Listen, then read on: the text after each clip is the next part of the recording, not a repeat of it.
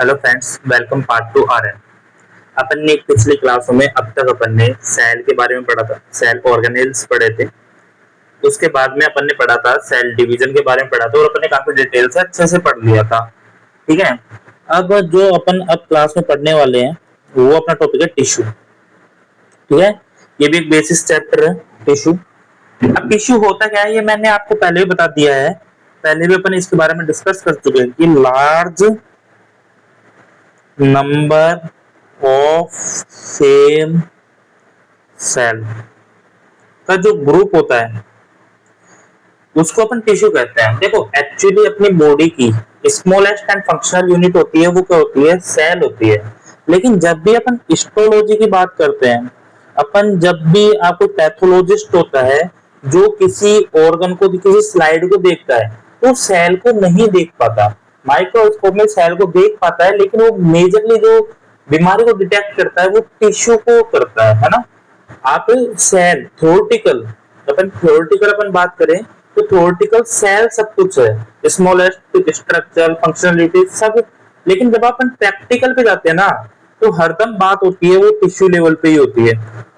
हरदम बात आपके टिश्यू लेवल पे होगी, वहां सेल के लेवल पे नहीं होगी। कि बायोप्सी कराते हैं तो अपन हिस्टोपैथोलॉजी कराते हैं टिश्यू का, कि भाई आपकी स्किमस टिश्यू में दिक्कत है, आपके कोलमनार टिश्यू में दिक्कत आ रहा है, तो ये सब अपन देखते हैं। ये बहुत इंपॉर्टेंट होता है टिश्यू, है ना।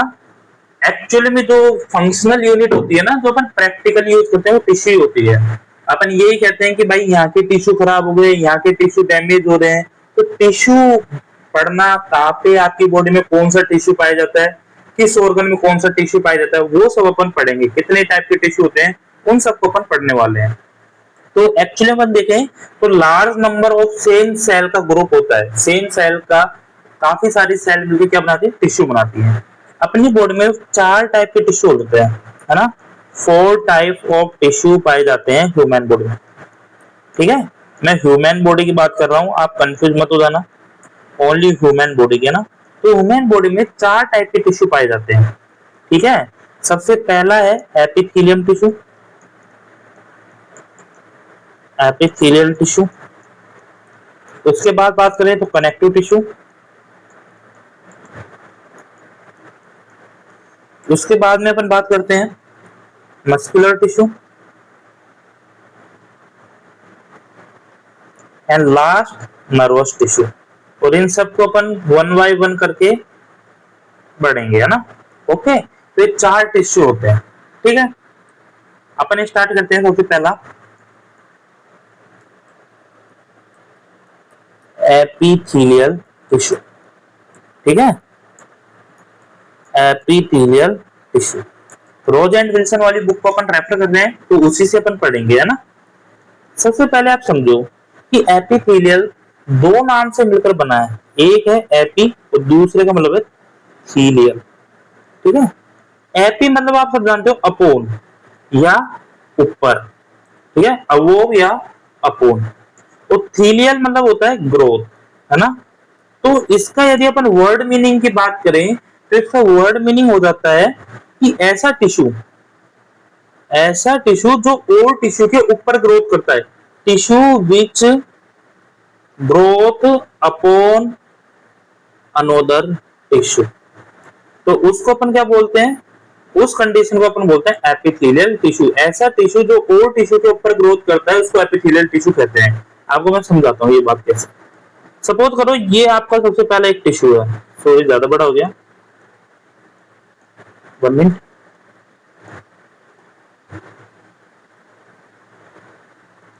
सपोज ये आपका एक एपिथेलियल टिश्यू है। उसके बाद में उसके नीचे आता है, वो आता है आपका कनेक्टिव टिश्यू आता है। और इसके नीचे आता है अपना मस्कुलर टिश्यू आता है। ठीक है। और इनके बीच बीच में आप ये मान लो कि कुछ नर्वस टिश्यू पाए जाते हैं। एपिथेलियल में नहीं पाया जाता, सॉरी, एपिथेलियल में नहीं पाया जाता, लेकिन इनमें बीच बीच में नर्वस टिश्यू पाया जाता है। ठीक है। तो मैंने कहा कि ये आपका एपिथेलियल टिश्यू है, ये आपका कनेक्टिव टिश्यू है, एंड ये आपका मस्कुलर टिश्यू है, एंड ये नर्वस टिश्यू है। ठीक है। तो देख लेना कि एपिथेलियल टिश्यू और टिश्यू के ऊपर ग्रोथ करता है। जनरली अपन किसी भी स्ट्रक्चर देखें ना तो उसमें सबसे ऊपर एपिथेलियल टिश्यू पाया जाता है, उसके नीचे कनेक्टिव टिश्यू पाया जाता है, उसके नीचे आपको मसल्स टिश्यू पाएगा, मसल सबसे नीचे पाती है ना, और उनके बीच बीच में आपको नर्वस टिश्यू मिलेगा। याद रखना सबसे ऊपर कोई टिश्यू पाया जाता है एपिथेलियल टिश्यू है, बल्कि सबसे ऊपर ग्रोथ करने वाला टिश्यू क्या है, एपिथेलियल टिश्यू है। और एक और बात बता देता हूं कि एपिथेलियल टिश्यू कनेक्टिव टिश्यू के बीच में एक लाइन और पाई जाती है, एक मेम्ब्रेन और पाई जाती है, जिसको अपन आगे जाके बोलेंगे बेसमेंट मेम्ब्रेन। वो मैं आपको अभी क्लियर कर देता हूं। क्लियर है बात? तो मैंने बताया कि एपिथेलियल टिश्यू ऐसा टिश्यू जो और टिश्यू के ऊपर ग्रोथ करता है, उसको अपन क्या बोलते हैं, एपिथेलियल टिश्यू बोलते हैं। इसके बाद अपन ने देखा कि दो सेल के बीच का स्पेस होता है, उसको अपन क्या बोलते हैं, इंटरसेल्युलर स्पेस। ऐसा स्पेस जो दो सेलों के बीच में होता है, जैसे ये सेल्स है, तो इनके बीच का ये जो स्पेस है, ये इंटरसेल्युलर स्पेस होता है। और इस इंटरसेल्युलर स्पेस में क्या भरा होता है, मैट्रिक्स। ये आपके कुछ प्रोटीन सब्सटेंस जो सेल रिलीज करती हैं, प्रोटियोग्लाइकेन्स होते हैं इसमें, तो प्रोटियोग्लाइकेन्स होते हैं, प्रोटीन होते हैं इसमें, ये सब मिलके क्या बनाते हैं, मैट्रिक्स बनाते हैं। और मैट्रिक्स का काम होता है सेल को आपस में जोड़ के रखने का काम होता है, वो क्या होता है, मैट्रिक्स होता है। ठीक है, मतलब इंटरसेल्युलर स्पेस होता है जो फिल्ड बाय क्या होता है, मैट्रिक्स। इसको ऐसे लिख सकते हैं, फिल्ड बाय मैट्रिक्स, जो मैट्रिक्स से भरा हुआ होता है। लेकिन मैंने आपको यहाँ पे ये इसलिए बताया कि जो एपिथेलियल टिश्यू होता है उसमें मिनिमल मैट्रिक्स पाया जाता है। मिनिमल मैट्रिक्स, ये अपन ऐसे कह सकते हैं, मिनिमल इंटरसेल्युलर स्पेस। या तो इनमें बहुत कम इंटरसेल्युलर स्पेस पाया जाता है, मिनिमल इंटरसेल्युलर स्पेस पाया जाता है, या इनके अंदर ऐसे ही बोल सकते हैं कि मैट्रिक्स नहीं पाया जाता है। ये बहुत क्लोजली पैक्ड सेल होते हैं। क्या होती है, क्लोजली पैक्ड सेल होते हैं। ठीक है, इसका मतलब ये है कि जब सारी सेल बहुत पास पास होंगी, बिल्कुल आसपास, बिल्कुल क्लोज तरीके से पैक होंगी, तो वेरी हार्ड सेल होती हैं, बहुत मजबूत सेल होती हैं। ठीक है, हार्ड सेल बोल सकते हैं इनको, हार्ड सेल। इसलिए ये सेल होती है ना, वो अपने प्रोटेक्शन के काम आती है। आपको आगे जाके बताऊंगा कि इन सेल का क्या काम होता है, ये अपने प्रोटेक्शन के काम आती है, अपनी बॉडी की सुरक्षा रखने के काम आती है। इसीलिए तो सबसे बाहर वाली लेयर का काम ही ये होता है, जो सबसे बाहर वाली लेयर होता है, आउटर मोस्ट जो लेयर होता है, उसका काम ही ये होता है प्रोटेक्शन करना, सुरक्षा करना। तो ये एपिथेलियम टिश्यू है, सबसे बाहर पाया जाता है, बिकॉज क्योंकि ये बहुत क्लोजली पैक्ड होता है, बहुत टाइट होता है, इसीलिए ये प्रोटेक्शन ही काम आता है, सबसे बाहर पाया जाता है। आपने ऐसे भी देखा होगा ना कि सॉलिड, लिक्विड एंड गैस, ठीक है, सॉलिड के जो मॉलिक्यूल्स होते हैं वो बिल्कुल पास पास पाए जाते हैं, इसलिए सबसे हार्ड होता है। ठीक है, लिक्विड के थोड़े दूर पाते हैं, गैस सबसे सॉफ्ट होती है, बिकॉज क्योंकि उनमें इंटरसेल्युलर स्पेस है, उसके मॉलिक्यूल्स बहुत दूर दूर पाए जाते हैं। ठीक है, अब यहाँ पे इंटरसेल्युलर स्पेस बहुत मिनिमम होता है, इसलिए यहाँ पे blood vessels and lymph vessels के लिए भी कोई स्पेस नहीं रहता, के लिए नो स्पेस, कोई स्पेस नहीं है। मतलब कि एपिथेलियल टिश्यू में ब्लड वेसल्स या लिम्फ वेसल्स भी एब्सेंट होती है, एब्सेंट इन एपिथेलियल टिश्यू। क्यों होती है? क्योंकि इनके पास स्पेस ही नहीं होता जिसमें होकर ब्लड वेसल्स गुजर सके, पास हो सके। तो फिर बात आती है कि इनके अंदर जब ब्लड सर्कुलेशन नहीं होता तो इनको न्यूट्रिशन कौन देता है? तो न्यूट्रिशन ये किससे लेंगे बताओ? जब इनके पास ब्लड सर्कुलेशन नहीं है तो ये अपना न्यूट्रिशन है वो किससे अचीव करती है? ये अपना न्यूट्रिशन है वो कनेक्टिव टिश्यू से रिसीव करेंगी। किससे रिसीव करेंगी? कनेक्टिव टिश्यू से। ये अपना न्यूट्रिशन अपने कनेक्टिव टिश्यू से क्या करती है? रिसीव करती है। क्लियर है ये बात? जो एपिथेलियल टिश्यू है उनके बीच में कोई स्पेस नहीं होता, इंटरसेल्युलर स्पेस नहीं पाया जाता, स्पेस नहीं पाया जाता, उनमें ब्लड वेसल्स भी नहीं पाई जाती, लिम्फ वेसल्स भी नहीं पाई जाती। ठीक है, तो वहां पे जब ब्लड सर्कुलेशन नहीं होता, ठीक है, तो ये याद रखना कि ऐसा कौन सा टिश्यू है जिसमें ब्लड सप्लाई नहीं होती? Epithelial tissue. तो ये अपने न्यूट्रिशन के लिए कनेक्टिव टिश्यू पे डिपेंड होता है, ये बात भी याद रखना, अपनी बुक में ये लिख रखी है। एक और पॉइंट है जो अपनी बुक में नहीं लिख रखा, वो मैं आपको बता देना चाहता हूँ, पावर ऑफ रीजनरेशन। ये पॉइंट भी याद कर लेना, पावर ऑफ रीजनरेशन। देखो, पावर ऑफ रीजनरेशन का मतलब है कि कोई टिश्यू डैमेज हो गया तो कितनी जल्दी ग्रोथ कर लेता है, या कोई डैमेज होने के बाद कितनी जल्दी वो हील कर लेता है अपने आप को, उसको बोलते हैं रीजनरेशन। ठीक है, तो याद रखना, यदि मैं पूछूं कि मैक्सिमम किसमें पाया जाता है और मिनिमम किसमें पाया जाता है, याद रखना मैक्सिमम पाया जाता है एपिथेलियल टिश्यू में। ठीक है, आपको मैं बता दूं कि अपनी स्किन है वो एपिथेलियल टिश्यू की बनी होती है। तो आपकी स्किन क्रैक होती है, डेली अपने काफी सारी टिश्यूज होते हैं, सेल होती हैं, वो सेल्ड अप होती है, गिरती है, डेड होती है और शेड होती रहती है, मतलब कि गिरती रहती है बाहर, जैसे मिट्टी के हाथ भी आप मिसलोगे ना, तो काफी सारी सेल है, डेड सेल जो सबसे ऊपर रहती है वो नीचे गिर जाती है, इसको बोलते हैं शेडिंग होती है। ठीक है, लेकिन वो दोबारा ग्रोथ होती रहती है, कंटिन्यू दोबारा ग्रोथ होती रहती है, तो वो क्या है, रीजनरेशन है। सबसे ज्यादा रीजनरेशन पता है एपिथेलियल सेल में। सबकी सबसे मिनिमम रीजनरेशन पाया जाता है, वो पाया जाता है नर्वस टिश्यू। इसमें नर्वस टिश्यू में सबसे कम क्या पाया जाता है, रीजनरेशन पाया जाता है। आपको मैं बता देता हूं कि एक बार किसी इंसान को पैरालिसिस आ जाता है तो बहुत कम चांस है कि वो ठीक होता है, क्योंकि एक बार न्यूरॉन डैमेज होने के बाद वो दोबारा ट्रीट नहीं होते। तो मिनिमम रीजनरेशन की जो कैपेसिटी है वो किसमें पाई जाती है, आपके नर्वस टिश्यू में पाई जाती है। ठीक है, अब अपन ने बात करी थी बेसमेंट मेम्ब्रेन की, इससे पहले अपन ने बात करी थी बेसमेंट मेम्ब्रेन की। ठीक है, उसके बारे में थोड़ा सा देख लेते हैं। मैंने बताया था कि जो बेसमेंट मेम्ब्रेन है वो कहां पाई जाती है, between epithelium tissue and connective tissue.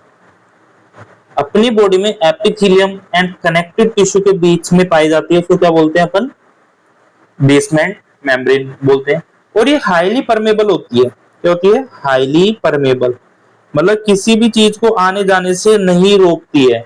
आपको मैंने बताया था कि न्यूट्रिशन है वो कनेक्टिव टिश्यू से एपिथेलियम टिश्यू में जाएगा, तो किसकी हेल्प से जाएगा, वो बेसमेंट मेम्ब्रेन को क्रॉस करके जाएगा। मैंने यहां भी आपको समझाया था कि ये कनेक्टिव टिश्यू है, ये एपिथेलियम टिश्यू है, इन दोनों के बीच में जो लेयर आ रही है वो कौन सी है, मेम्ब्रेन, बेसमेंट मेम्ब्रेन है। तो कोई भी न्यूट्रिएंट जब यहां से यहां जाएगा तो इसको रोकेगा ना, ये इजीली परमेबल हो जाता है, क्योंकि बेसमेंट मेम्ब्रेन क्या है, इजीली परमेबल मेम्ब्रेन होती है, हाईली परमेबल मेम्ब्रेन होती है। क्लियर। अब ये भी देखना ये किसकी बनी होती है बेसमेंट मेम्ब्रेन, तो basement membrane made up by किस किस की बनी होती है, मैं आपको बता देता हूं कि जो ये बनी होती है तो ग्लाइकोप्रोटीन की, ग्लाइकोप्रोटीन की बनी होती है। एक होती है म्यूकोपॉलीसैकेराइड, ये बायो सॉरी अपन जब बायोकेमिस्ट्री पढ़ेंगे तो वहां पे पढ़ेंगे म्यूकोपॉलीसैकेराइड क्या होता है, आपको न्यूट्रिशन भी पढ़ाएंगे शायद।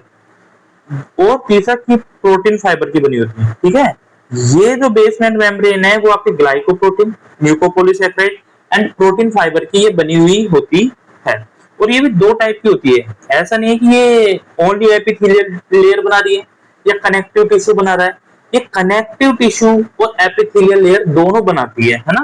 मतलब कि ये दो पार्ट बता सकते हैं कि ये दो पार्ट की होती है, बेस एक होती है बेसल बेसमेंट मेम्ब्रेन और एक होती है रेटिकुलर बेसमेंट मेम्ब्रेन, है ना, रेटिकुलर बेसमेंट मेम्ब्रेन। तो बेसमेंट मेम्ब्रेन होती है, ये तो बनाती है आपकी कौन, एपिथेलियम टिश्यू। ये तो कौन बनाएगा, एपिथेलियम टिश्यू। और जो रेटिकुलर बेसमेंट मेम्ब्रेन है जो नीचे वाली होती है, ये कौन बनाता है, कनेक्टिव टिश्यू बनाता है, कनेक्टिव टिश्यू। तो मैं बोल सकता हूं कि जो एपिथेलियम टिश्यू है वो तो बेसल बेसमेंट मेम्ब्रेन बनाता है, और जो कनेक्टिव टिश्यू है वो रेटिकुलर बेसमेंट मेम्ब्रेन बनाता है। ये इसको लिखता हूं फॉर्म्ड बाय या यहां लिख सकते हैं फॉर्म्ड बाय। ठीक है, तो ऐसे अपन ने एपिथेलियम टिश्यू के बारे में हल्का हल्का अपन ने पढ़ा कि चार टाइप के टिश्यू होते हैं, एपिथेलियम टिश्यू, एपी प्लस थीलियम मतलब कि अपॉन और टिश्यू से ऊपर ग्रोथ करता है, इंटरसेलुलर स्पेस इसमें बिल्कुल मिनिमम होता है, ब्लड सर्कुलेशन नहीं होता, न्यूट्रिशन ये किससे लेता है, कनेक्टिव टिश्यू से लेता है। मैक्सिमम रीजनरेशन की कैपेबिलिटी इसमें पाई जाती है। फिर अपन ने थोड़ा सा बेसमेंट मेम्ब्रेन के बारे में पढ़ा। अब अपन यहाँ पे एक चीज और देखते हैं, देखना ध्यान से, एक चीज और देखते हैं अपन कि जो एपिथेलियम टिश्यू होता है, एपिथेलियम टिश्यू है वो कहाँ पाया जाता है। मेन बात आती है कि एपिथेलियम टिश्यू पाया कहाँ जाता है ना। तो अपनी बॉडी की जितनी भी अपनी बॉडी है, ह्यूमन बॉडी है ना, उसमें जितनी भी कैविटी है या बॉडी में जितनी भी फ्री सरफेस है, फ्री सरफेस क्या होती है कि उसके आगे कोई सरफेस नहीं है, लास्ट लेयर है ना, ऐसे लिख सकते हो, सॉरी, कि जितनी भी अपनी बॉडी के अंदर फ्री सरफेस पाई जाती हैं वो एपिथेलियम टिश्यू की बनी होती है। फ्री सरफेस अब वो इनसाइड भी हो सकती है, अंदर की तरफ भी हो सकती है, और आउटसाइड भी हो सकती है। ठीक है, आउटसाइड जैसे इसके किसी भी ऑर्गन की आउटसाइड की सरफेस या अंदर की सरफेस, जो फ्री सरफेस होता है जिसको अपन बोल सकते हैं लाइनिंग, वो सारी लाइनिंग किसकी बनी होती है, एपिथेलियम टिश्यू की। चाहे स्टमक है तो स्टमक के ऊपर की लेयर, स्टमक की सबसे नीचे की लेयर लाइनिंग है ना, वो एपिथेलियल टिश्यू की बनी है। आपकी स्किन है वो देख लो, इंटेस्टाइन है तो इंटेस्टाइन के अंदर की लाइनिंग और बाहर की लाइनिंग, ये सब एपिथेलियम टिश्यू की बनी होती है। जितनी भी फ्री सरफेसेस होती है, चाहे अंदर हो या बाहर हो, किसकी बनी होती है, एपिथेलियल टिश्यू की। दूसरा कि जितनी भी आपकी आपकी बॉडी में ग्लैंड्स हैं, चाहे वो एक्सोक्राइन हो, चाहे वो एंडोक्राइन हो, चाहे वो मिक्स्ड हो, सब किसकी बनी होती है, सब एपिथेलियम टिश्यू की बनी हुई होती हैं। ठीक है, ये जितनी भी कैविटी है, लाइनिंग है कैविटी होती है, लाइनिंग ऑफ कैविटी, अपनी बॉडी में जितनी भी कैविटी है, चाहे वो एब्डोमिनल कैविटी हो, पेल्विक कैविटी हो, सारी जो कैविटी है वो भी किससे बनती है, एपिथेलियल टिश्यू से बनती है। तो एपिथेलियल टिश्यू कहां पाया जाता है, जितनी भी फ्री सरफेसेस आपकी बॉडी में, उसके अंदर या बाहर की लाइनिंग है वो कौन बनाता है, एपिथेलियल टिश्यू बनाता है। ठीक है, ग्लैंड्स है वो कौन बनाता है, एपिथेलियल टिश्यू बनाता है। जब कोई भी लाइनिंग है वो कौन बनाता है, कैविटी की लाइनिंग है वो एपिथेलियल टिश्यू बनाता है। अब अपन इसका क्लासिफिकेशन पढ़ लेते हैं, है ना। अपन पढ़ते हैं classification of epithelial tissue. Classification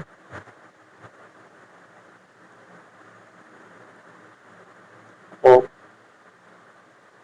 epithelial tissue. Epithelial tissue का अपन क्लासिफिकेशन देखते हैं, और मैं आपको बता देता हूं कि एपिथेलियल टिश्यू दो टाइप का होता है ना। एक होता है सिंपल एपिथेलियम टिश्यू, एक होता है सिंपल एपिथेलियम, और दूसरा होता है स्ट्रेटिफाइड एपिथेलियम, है ना। इन दोनों में क्या बेसिक डिफरेंस है ये समझो आप, है ना।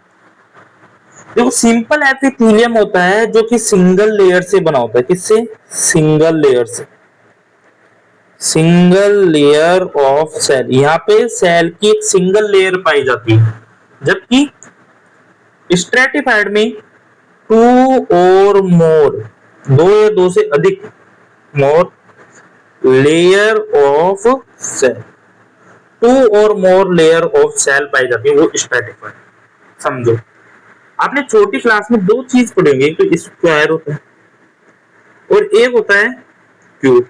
क्या डिफरेंस है कि ये 2D है और ये 3D है।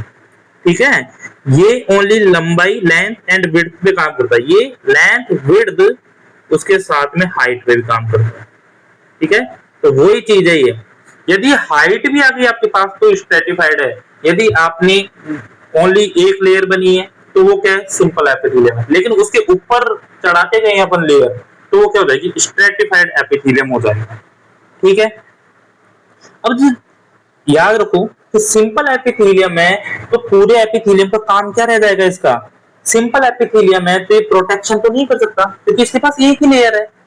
यदि आप एक सिंपल एपिथेलियम तो एक ही लेयर है तो प्रोटेक्शन नहीं कर सकता, तो ये क्या करता है, ये करता है सिक्रेशन कर देगा, एब्जॉर्प्शन कर सकता है, बल्कि ये क्रॉसिंग करा सकता है कि आप अंदर बाहर जाना, ये काम कर सकता है, सिक्रेशन कर सकता है, एब्जॉर्प्शन कर सकता है, ये फिल्ट्रेशन कर सकता है। ये डिफ्यूजन कर सकता है, लेकिन ये प्रोटेक्शन नहीं कर सकता। प्रोटेक्शन का काम कौन करेगा? प्रोटेक्शन का काम कौन करेगा? वो स्ट्रेटिफाइड करेगा। स्ट्रेटिफाइड का काम रह जाता है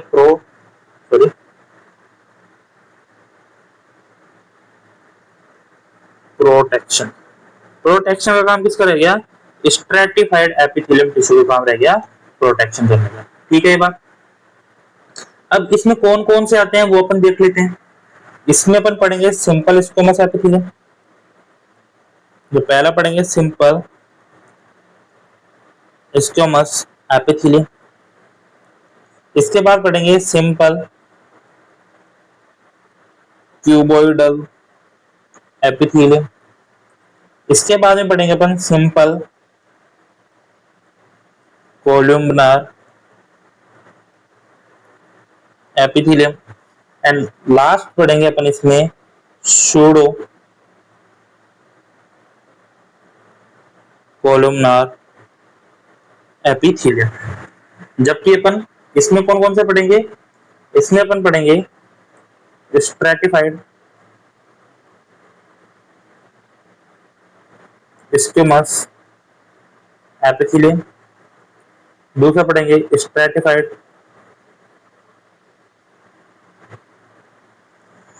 क्यूबोइडल एपिथेलियम, नेक्स्ट पढ़ेंगे स्ट्रेटिफाइड